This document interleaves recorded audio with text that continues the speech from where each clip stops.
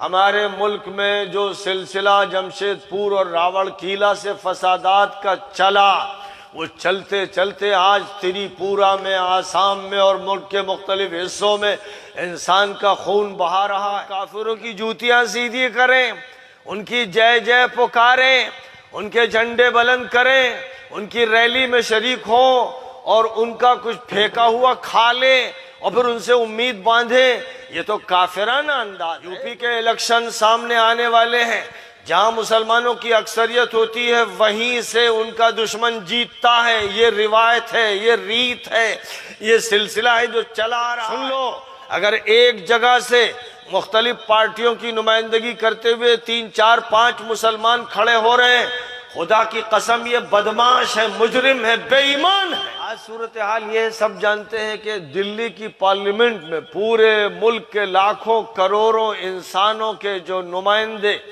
دلی کی پالیٹکس کے ذمہ دار ہیں اور پارلیمنٹ کے ممبران ہیں، ان میں کتنے ایسے ہیں جن کے خلاف اسکینڈلز ہیں، جن کے خلاف کیسز ہیں، جن کے خلاف مقدمات ہیں، ایسے بھی ہیں جن کے خلاف مرڈر کے کیسز ہیں۔ اور یہی صورتحال ہر صوبے کی اسمبلی کی ہے کہ لاکھوں انسانوں نے جن نمائندوں کو بھیجا ہے، یا تو پیسے کی وجہ سے بھیجا ہے، لالچ کی وجہ سے بھیجا ہے، دجل و فریب کی وجہ سے بھیجا ہے، لوٹ مار کے کرتب کی وجہ سے بھیجا ہے، اور جھوٹ کے فن میں مہارت کی وجہ سے بھیجا ہے، اور دجالی میڈیا کے استعمال کی وجہ سے بھیجا ہے۔ 1 2 نہیں، 10 20 نہیں، کہا جاتا ہے کہ تقریباً 125 150 ممبران اسمبلی یو پی میں ایسے ہیں جن کے خلاف اسکینڈلز ہیں، جو جرائم میں ملوث ہیں۔ تو جب لاکھوں انسانوں کے ذمہ دار اور قائد ایسے ہوں گے جن کے بارے میں عوام جانتے ہیں کہ یہ لوٹ مار کرنے والے، یہ کسی کو قتل کرنے والے اور کسی کی زمین ہڑپ کرنے والے، سرکاری پیسہ اپنی جیب میں رکھنے والے اور عوام کو ٹھینگا دکھانے والے، یہ بڑے شاطر شیطان کے شاگرد ابلیس کے تربیت یافتہ افراد ہیں۔ انہوں نے جو پالیٹکس سیکھی ہے کالج میں اور پالیٹکس کے ڈپارٹمنٹ میں اور فیکلٹی میں، جو سیاست ان کو پڑھائی گئی ہے، اکثر لوگوں کو نہیں معلوم ہے کہ یورپین کنٹریز میں جو پالیٹکس کی فیکلٹیز ہوتی ہیں، وہاں پر جو سیاست سکھائی جاتی ہے اس کو میکاویلین پالیٹکس کہا جاتا ہے۔ اور میکاویلی کی جو پالیٹکس تھی اس میں بنیادی بات یہ تھی کہ عوام کو اپنے ہاتھ میں لینا ہے، ان کو اپنی گرفت میں لینا ہے، اس کے لیے جتنا جھوٹ بولنا پڑے، جتنا فریب کرنا پڑے، سب جائز ہے۔ ہمارے ملک میں جو سلسلہ جمشید پور اور راوڑ کیلا سے فسادات کا چلا، وہ چلتے چلتے آج تری پورا میں، آسام میں اور ملک کے مختلف حصوں میں انسان کا خون بہا رہا ہے، اور لگتا ہے کہ آدم خور بھیڑیے جنگل سے آ گئے ہیں، جہاں آدم خور تو بہرحال آدم نہیں ہوتے، بھیڑیے ہو سکتے ہیں، لیکن اب آدم ہے جو آدم خور ہے، اور وہ باہر آ کر اس ملک کے امن کو تاراج کر رہے ہیں، اس کے ٹکڑے کر دینا چاہتے ہیں، اس کی عزت لوٹ رہے ہیں، جو اس کو تباہ کرنے پر تلے ہوئے ہیں، جنہوں نے اسرائیل سے سودا کر لیا ہے، اور امریکہ کے مجرموں کے سامنے جنہوں نے سر جھکا دیے ہیں۔ ایک ایسی صورتحال ہے جس میں اب سوال ہے کہ یہ سلگتے مسائل جو عالمی نوعیت کے بھی ہیں، ملکی نوعیت کے بھی ہیں، اور یہ ایک دن میں نہیں پیدا ہو گئے۔ جو غلطیاں تھیں ہماری ان 1803 سے جو مقابلہ ہم نے کیا، اس مقابلے میں ہم نے اپنے جذبات کا تو اظہار کیا، لیکن ان جذبات کے ساتھ جو ٹیکنالوجی درکار تھی، جو میڈیا درکار تھا، جو پولیٹکس درکار تھی، اور مقابلہ کرنے کے لیے ہم کو جس طرح سے مقابل کی طاقت درکار تھی، اس کی فکر نہیں ہو سکی، اس کا اہتمام نہیں ہو سکا، جس کا یہ نتیجہ نکلا تھا کہ 1857 میں مسلمانوں کو شکست فاش ہو گئی، اور اس کے بعد پھر جدوجہد ہوتی رہی۔ اس جدوجہد پر بھی پابندی نہیں لگی کہ جو ہندو مسلم اتحاد قائم ہوا تھا، وہ اتحاد ایسا ہونا چاہیے تھا کہ اس ملک کے ٹکڑے نہ ہوتے، اور اس ملک کی قوموں اور برادریوں میں نفرت کی آگ نہ لگتی۔ کم از کم 1947 کے بعد تو یہ ہوتا، لیکن ایسا نہیں ہوا۔ تو وجہ کیا ہے؟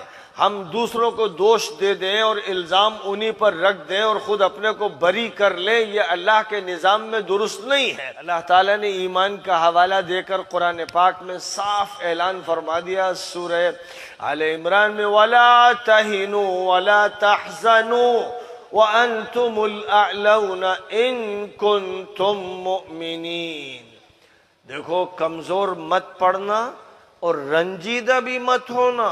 اگر تم صاحب ایمان ہوگے تو تم ہی بالا تر ہوگے، بالا دست ہوگے، غالب ہوگے۔ تو اب دو ہی باتیں ہو سکتی ہیں، تو قرآن نعوذ باللہ غلط کہہ رہا ہے تو قرآن پر ایمان ختم ہو جانا چاہیے، اور اگر قرآن سچا ہے، ہمارا ایمان ہے، تو پھر ایسا کیوں نہیں ہو رہا ہے کہ اگر ہم مومن ہیں تو ہم غالب کیوں نہیں؟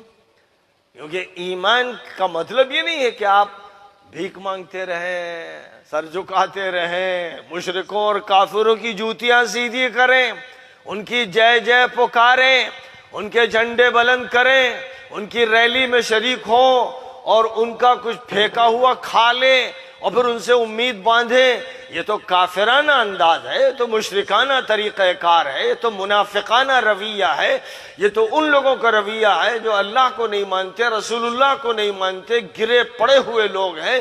وہ یہ رویہ اختیار کریں تو کر سکتے ہیں، باقی جو صاحب ایمان ہے وہ تو یہ جانتا ہے کہ ایمان کے راستے ہی سے اس کی ترقی ہے، سربلندی ہے، اور اس کو اپنی نماز کے لیے جیسے ایک امام درکار ہے جو نماز کے مسائل جانتا ہو، اللہ اور رسول پر ایمان رکھتا ہو، ویسے ہی اس سیاست کے لیے اور حکومت کے لیے اس کو اپنا ایک مومن قائد درکار ہے، ایک رہبر درکار ہے۔ اس سے ہٹ کر اگر وہ کہیں اور رہبری تلاش کر رہا ہے تو سوائے گمراہی کے اس کو کچھ نہیں ملے گا۔ تو اب سوال یہ ہے کہ لوگ کہتے ہیں ہم مومن، اور اللہ کہتا ہے مومن ہو تو غالب ہونا چاہیے۔ اب اگر غالب نہیں تو مومن نہیں۔ کیا بات ہے کہ 1803 سے 1903، 1903 سے 2003 اور 2003 سے 2021 میں ہم داخل ہو گئے، 207-8 سال ہمارے گزر چکے ہیں۔ 1803، 1903، 2003، بلکہ زیادہ 300 سال سے بھی زیادہ وقت گزر چکا ہے، اور ہم بجائے عروج کے زوال کی طرف چلے جا رہے ہیں۔ ہم بکھرتے چلے جا رہے ہیں، ٹوٹتے چلے جا رہے ہیں، ذلیل ہوتے چلے جا رہے ہیں۔ جن کی کوئی حیثیت نہیں تھی آج ہم ان کی جوتیوں میں بیٹھے ہوئے ہیں، ان کو اپنا آقا مان رہے ہیں، اپنا لیڈر مان رہے ہیں، ان کی جے جے پکار رہے ہیں۔ کیا ہو گیا اس امت کو؟ کیا یہ شودروں کی جگہ پر آ گئے؟ سچر کمیٹی کی رپورٹ میں یہ بات کہی گئی تھی کہ مسلمان اس ملک میں شودروں سے بدتر ہو چکے ہیں۔ ایک بڑا عرصہ گزر گیا سچر کمیٹی کی رپورٹ کا، اور اس وقت یہ بات کہی گئی تھی کہ وہ شودروں سے بدتر ہو چکے ہیں، اور شودروں سے بدتر ہونے کا مطلب یہ ہوا کہ اب مسلمان جانوروں سے بدتر ہو چکے ہیں۔ تو اب اتنے سالوں کے بعد اب کیا بولیں گے آپ؟ اب کیا جانوروں سے اتنا بدتر ہو گئے ہیں کہ کیڑے مکوڑوں کے درجے میں آ گئے؟ اب ان کی کوئی حیثیت نہیں، ان کو مسل دیا جائے، کچل دیا جائے، مار دیا جائے، پیٹ دیا جائے، داڑھی نوچ لی جائے، بال مونڈ دیے جائیں، لاتوں جوتوں سے مارا جائے، لوہے کے راڈوں سے مارا جائے، کسی میں ہمت بھی نہیں ہوتی کہ دفاع کرے۔ قانون جس دفاع کی اجازت دیتا ہے بلکہ آرڈر دیتا ہے کہ آپ اپنا دفاع تو کیجئے۔ آج بزدلی کا یہ عالم ہے کہ جو پٹ رہا ہے وہ تو پٹ رہا ہے، جو دیکھ رہا ہے وہ بھی بزدلی سے دیکھ رہا ہے، اس کا کوئی جواز نہیں۔ جس قوم کے اندر یہ بات پیدا ہو جائے گی وہ قوم اپنی موت مر کے رہ جائے گی۔ تو یہ امت مسلمہ جس کو اللہ تعالیٰ نے قرآن دیا تھا، نبی عطا فرمایا، جس کو امت کو عروج عطا فرمایا، اور صرف 20 سال کے عرصے میں جس امت نے انقلاب برپا کر دیا، آج کیا ہو گیا؟ 300 سال کا دور قریب آنے والا ہے، یہ امت مزید گرتی چلی جا رہی۔ کوئی شرک کرنے والا، دیوتاؤں دیویوں کو ماننے والا، نجومیوں کو ماننے والا، خرافات کو ماننے والا، اور ایک ملعون ذہن رکھنے والا آپ کا لیڈر ہوتا ہے، وہ آپ کا سیاسی لیڈر بنتا ہے، وہ آپ کا حکمران بنتا ہے، وہ آپ کی رہنمائی کرتا ہے، آپ اس کے پیچھے دوڑتے ہیں، آپ اس کی ریلی میں جاتے ہیں، وہ جو کچھ پھینک دیتا ہے کہ کھا لے بھائی، یہ روٹی کھا لے یا آلو کھا لے، تو اسی پر آپ کو بہت خوشی ہوتی ہے۔ یہ جو صورتحال ہے یہ اس قوم کے کمینہ پن کی آخری صورتحال ہے۔ اگر اس سے یہ قوم باہر نہیں نکلی اور اس نے اپنی شناخت نہیں کی اور اپنی پرسنالٹی کے ڈیولپمنٹ کی کوشش نہیں کی اور اپنا رشتہ قرآن سے نہیں جوڑا، نبی سے نہیں جوڑا، تو میں لکھ کے دے دوں، آپ نوٹ کر لیجئے، آج میرے اس بیان کو نوٹ کر لیجئے کہ آپ کا وجود تلاش کیا جائے گا، ملے گا نہیں۔ وَلَا تَنَازَعُوا فَتَفْشَلُوا وَتَذْهَبَ رِيحُكُمْ، آپس میں جھگڑے مت کرنا ورنہ تم ناکام ہو جاؤ گے اور تمہاری ہوا اکھڑ جائے گی۔ یہ اللہ کہہ رہا ہے، یاد رکھیے، یہ کوئی حکیم صاحب، کوئی دانا، کوئی مفکر نہیں کہہ رہے، اللہ کہہ رہا۔ آپس میں جھگڑے کرو گے، فرقوں میں بٹو گے، پارٹیوں میں بٹو گے، اور باوجود اس کے کہ تم نماز میں ایک صف میں کھڑے ہوگے، لیکن اس لیے لڑو گے کہ یہ ایس پی میں ہے، یہ بی ایس پی میں ہے، یہ کانگریس میں ہے، یہ بی جے پی میں ہے، یہ فلاں میں، یہ پارٹی کی بنیاد پہ لڑو گے، یہ سید ہے، یہ پٹھان ہے، یہ چنی ہے، یہ چنا ہے، اس لیے لڑو گے، یہ مالدار ہے، یہ غریب ہے، یہ حیثیت ہے، یہ بے حیثیت، اس لیے لڑو گے۔ تو قسم کھا کے کہتا ہوں، اللہ کہتا ہے تم ناکام ہوگے، لازماً ہوگے، جب تک سیسا پلائی ہوئی دیوار نہیں بن جاؤ گے۔ تمام اختلافات پیروں تلے رون دو، وہ اختلافات جو سنجیدہ ہوں، علمی ہوں، ان کے تذکرے سے کوئی حرج نہیں، لیکن جھگڑا جائز نہیں۔ مسلمانوں کے درمیان جھگڑا جائز نہیں ہے۔ یہ نہ بریلوی دیوبندی جھگڑا جائز ہے، نہ شیعہ سنی جھگڑا جائز ہے، نہ مقلد اور غیر مقلد کا جھگڑا جائز ہے۔ یہ جھگڑے شیطانی ہیں، ابلیسی ہیں، منحوس ہیں، ملعون ہیں۔ جھگڑوں کی اجازت نہیں۔ اختلاف رائے ہو سکتا ہے، غور کیا جا سکتا ہے، کسی مسئلے پر اپنی رائے پیش کی جا سکتی ہے، لیکن اخوت کے ساتھ، ہمدردی کے ساتھ، آشتی کے ساتھ، مصالحت کے ساتھ، قدر کے ساتھ، احترام کے ساتھ۔ اور میں وَلَا تَنَازَعُوا، جھگڑے مت کرنا۔ سن لو گاؤں والے، سن لو شہر والوں، سن لو صوبے والوں، یو پی کے الیکشن سامنے آنے والے ہیں۔ جہاں مسلمانوں کی اکثریت ہوتی ہے وہیں سے ان کا دشمن جیتتا ہے۔ یہ روایت ہے، یہ ریت ہے، یہ سلسلہ ہے جو چلا آ رہا ہے، مسلسل دیکھا جاتا ہے۔ جہاں مسلمان 50% ہیں، 40%، 60%، 70%، وہاں ہارتے ہیں، اس لیے کہ وہ 4 5 کھڑے ہوتے ہیں، آپس میں لڑتے ہیں، ایک دوسرے کی عزت کے ساتھ کھلواڑ کرتے ہیں، ایک دوسرے کو ذلیل کرتے ہیں۔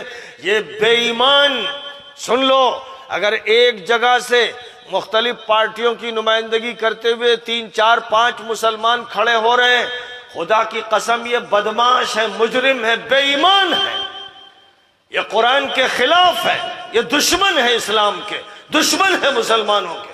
ان کو آپس میں ایکا کرنا چاہیے کہ ہم میں سے کوئی ایک کھڑا ہوگا، مقابلہ ایک کرے گا۔ یہ طے کرنا پڑے گا، سن لو، یہ طے کرنا پڑے گا، آپس کے اتحاد کے ساتھ، سمجھوتے کے ساتھ، یکجہتی کے ساتھ، مضبوط قدم کے ساتھ، اللہ کی یاد کے ساتھ۔ جب یہ عمل ہوگا تو فرمایا پھر کامیابی ملے گی۔ اتحاد میں کامیابی ہے اور آپس کے جھگڑوں میں ناکامی ہے۔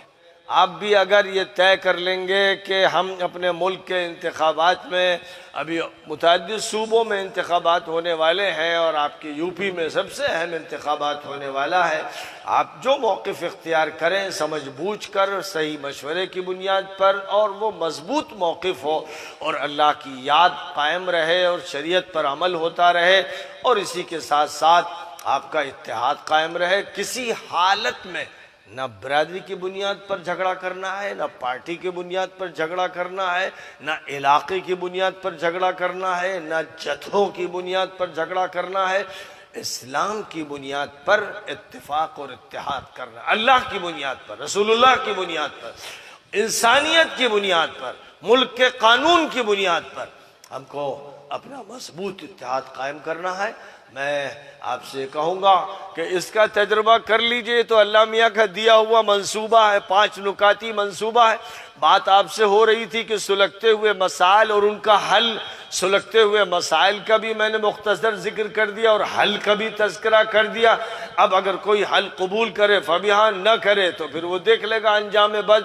ڈاکٹر کوئی نسخہ ہی لکھتا ہے، وہ آپ کے منہ میں دوا ڈال نہیں دیتا ہے، اور اس نسخے کے مطابق اگر عمل کیا جائے اور صحیح ڈاکٹر ہے اور دوا صحیح تجویز کی گئی ہے تو اس کا فائدہ اور اثر ظاہر ہوتا ہے۔ لیکن اگر کوئی کسی نسخے کو لے، اس کو چوم لے اور چاٹ لے اور تکیہ کے نیچے رکھ دے اور بس خوش ہو کہ بھئی مجھے ایک نسخہ مل گیا، تو اس سے بڑا کوئی احمق نہیں ہوگا اور اس نسخے سے اسے کوئی فائدہ نہیں ہونا ہے۔ بالکل اسی طرح قرآن تو مقدس ہے، اللہ کا دیا ہوا نسخہ ہے، اور تمام بیماریوں کا علاج قرآن پاک میں ہے۔ اب اگر قرآن پاک کو صرف تکیے پر یا رحل پر رکھ دیا جائے، الماری میں رکھ دیا جائے، جزدان میں لپیٹ دیا جائے، تبرک کے لیے پڑھ لیا جائے اور اس کو پر عمل نہ کیا جائے، اس جو لائن آف ایکشن اللہ نے دی ہے اس کو اختیار نہ کیا جائے، تو سوائے حماقت کے اور کچھ نہیں ہوگا، اور اس سے کوئی مسئلہ حل نہیں ہوگا۔ قرآن رکھا ہے، درجے قائم ہیں، مدرسے قائم ہیں، اذانیں ہو رہی ہیں، اور مسلمان ذلیل سے ذلیل تر ہوتا چلا جا رہا ہے، جس کا مطلب یہ ہوا کہ جو نسخہ قرآن تجویز کر رہا ہے اس نسخے کا استعمال نہیں ہو رہا ہے۔ اللہ تعالیٰ اس نسخے کا استعمال کرنے کی توفیق عطا فرمائے۔